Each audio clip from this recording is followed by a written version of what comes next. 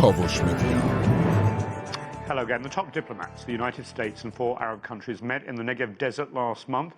Bahrain, Morocco, the United Arab Emirates normalised ties with Israel under the 2020 US initiative known as the Abraham Accords. Egypt became the first Arab state, of course, to make peace with Israel back in 1979. On the agenda, counter-terrorism, concerns over Iran and the stalled Palestinian peace process. It's very promising. You are correct. The Palestinians were left behind, and that's unfortunate.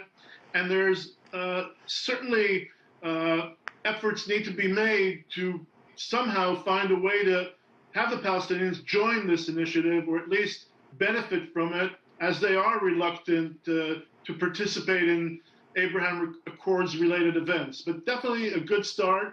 Also, it was overshadowed by several a terrorist attack in the city of Hadera in north of Tel Aviv, which kind of put the whole thing in a perspective in which, on one hand, people are celebrating peace between Arab states and Israel. On the other hand, on the Israeli-Palestinian front, and with Israel's Arab citizens, things are not calm, and there are threats to this peace and to normalization agreements from extremists on both sides.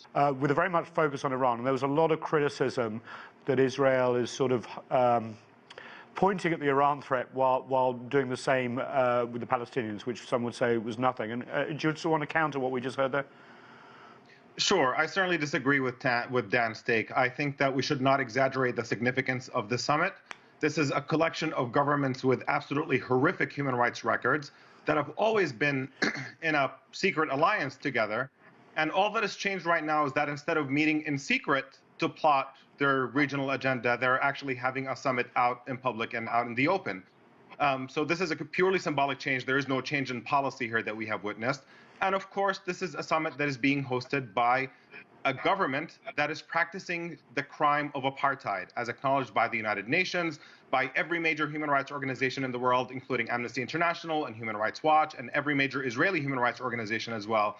I think, though it is a significant set of developments, it's partly a reaction to what a number of countries in the region see as coming down the road relating to Iran, a potential nuclear deal which will give Iran more resources. Iran is heavily entrenched in Lebanon and Syria and Iraq and Yemen and so on. It is a concern to a number of countries in the region. It is the case as well that the Gulf countries and Israel are trying to leverage against the U.S. to try to get more from the U.S. if it signs a nuclear deal with Iran. But I think for the Gulf countries, this rapprochement with Israel sadly does not, is not about the Palestinian cause or the Palestinian plight. It does completely overstep that. But it is about their very serious concerns about Iran and their feeling that the United States cannot and will not be able to do much more than the limited things it does so far. آنچه در مورد ما میگویند.